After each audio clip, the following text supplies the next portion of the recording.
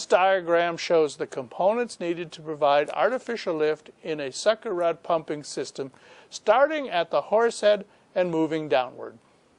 They are the horse head, the well head, the flow line, the tubing, and the pump.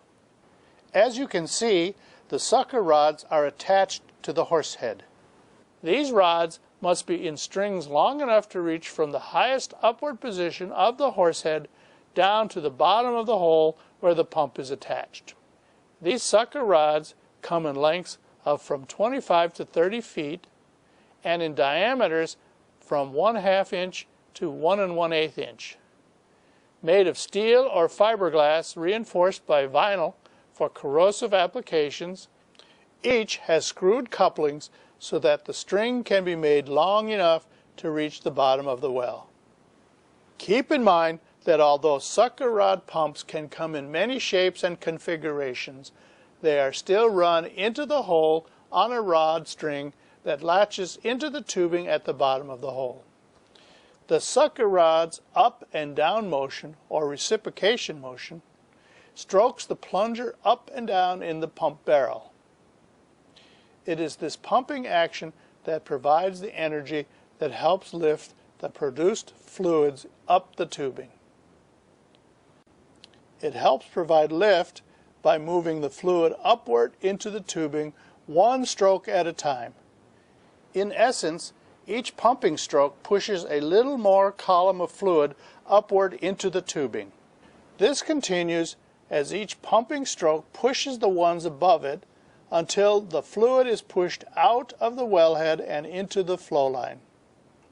This movement is contingent on the pump having enough energy to push the column of fluid to the surface. In this illustration, you can see the components inside the pump. You have the sucker rod, the ports, the tubing, the pump barrel, the pump plunger, the traveling valve, the standing valve, and the seating nipple. A pump consists of two telescoping cylinders called the plunger and the barrel.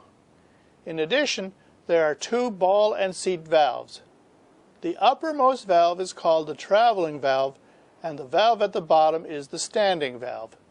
The plunger fits snugly inside the barrel with a metal-to-metal seal.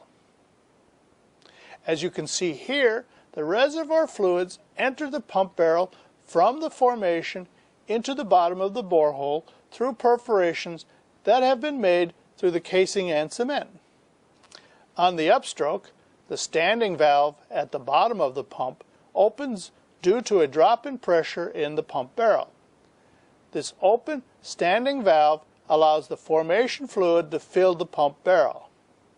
As the barrel fills, the plunger reaches its uppermost position and then starts its downward movement or its downstroke.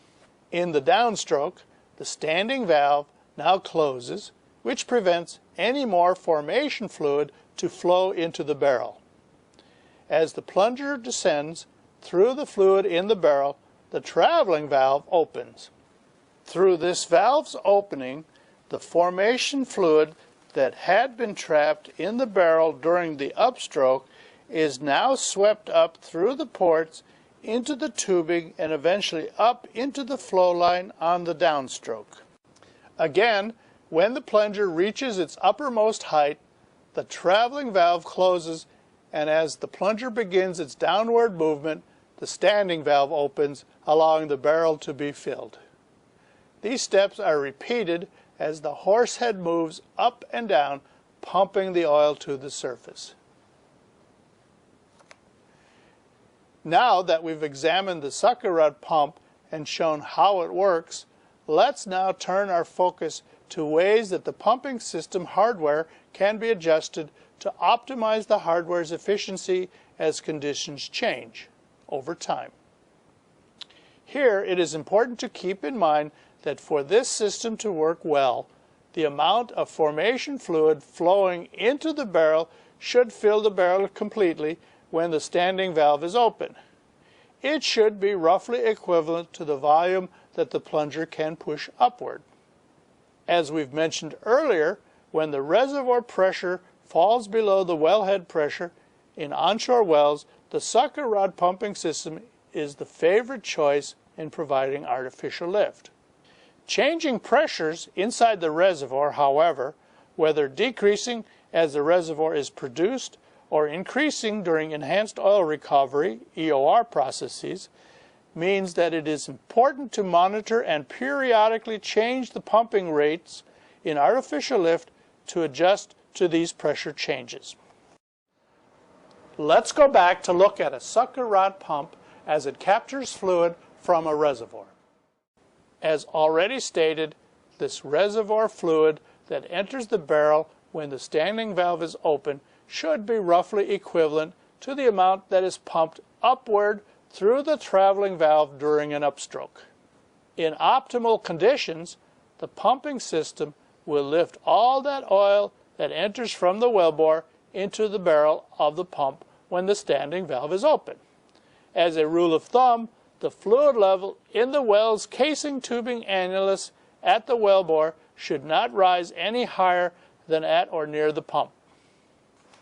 What happens, though, when optimal conditions are not present? What happens when there is too much fluid or too little? If too much reservoir fluid is present at the wellbore and can't flow into the barrel fast enough when the standing valve is open, then this fluid outside the barrel will back up and be pushed up into the annulus. This can impact the amount of oil entering the wellbore and cause production to decrease. Likewise, if there is too little oil, the pump barrel can't completely fill with fluid. This causes a liquid surface to be created inside the barrel so that when the plunger falls, it slams or slaps into this liquid surface in what is known as a fluid pound.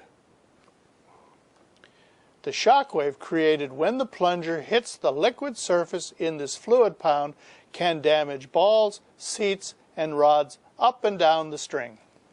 There are four main ways that pumping rates can be adjusted to avoid excessive fluid rates or fluid pound. Number one, the size of the V-belt sheave or pulley on the gearbox can be either increased or decreased to change the pumping unit's strokes per minute. Number two, a different hole in the pumping unit crank can be used to change the length of the pumping stroke. Number three, a smaller or larger diameter pump can be used. Number four, a pump-off controller on the time clock that automatically turns an electric motor pumping unit on and off and can be used to optimize pumping loads. Pump-off controllers automatically adjust to changing pressures within the reservoir to optimize oil flow. Here, in this example, pump-off controllers sense the first tremors in a fluid pound and can, therefore, automatically shut off electric power to the pumping unit before any damage is done. Restarting again after approximately 15 minutes, they can function until once again they sense a problem. Pump-off controllers are especially useful in reservoirs where reservoir pressures fluctuate or decline, or when enhanced oil recovery processes start to stimulate the well. These automatic pump-off controllers, as well as the other three adjustments to the hardware of pumping equipment, can increase the situations where sucker rod pumps can be used efficiently. Another obstacle that needs to be addressed in the sucker rod pumping system occurs when free gas is present in the reservoir fluids. Just adjusting the pumping rates, either manually or automatically, of a sucker rod pump is not enough when gas is present. Let's look at free gas inside the barrel of a sucker rod pump to see why. As the plunger drops, free gas in a barrel is more likely to compress in place instead of flowing up with the rest of the fluid through the traveling valve on its way to the surface. Sometimes this gas compression can be prevented just by setting the pump below the casing perforations. This position fosters oil and gas separation which in turn allows the gas to be diverted up the casing or tubing annulus while the oil flows down into the barrel. In addition, installing a gas anchor on the tubing that separates oil from gas can also divert the gas away from the tubing and up through the annulus. The iconic symbol of the onshore oil industry is the sucker rod pumping system. They are the preferred choice on wells where conditions demand that natural lift be supplemented by artificial lift because they are extremely dependable, low cost, and require minimal maintenance. Because of their weight and bulk, coupled with the depth and volume limitations, however, the sucker rod pumping system is not always suitable for all onshore and most offshore installations. Alternative pumping systems, therefore, have been developed when the sucker rod pumping system is not suitable. One of these is called gas lift, used primarily offshore, and the other is electric submersible pumping, used primarily in wells with very high flow rates that can support the higher costs. Like with the sucker rod pumping system, we'll illustrate the equipment needed to use these artificial lifts and then explain how each functions.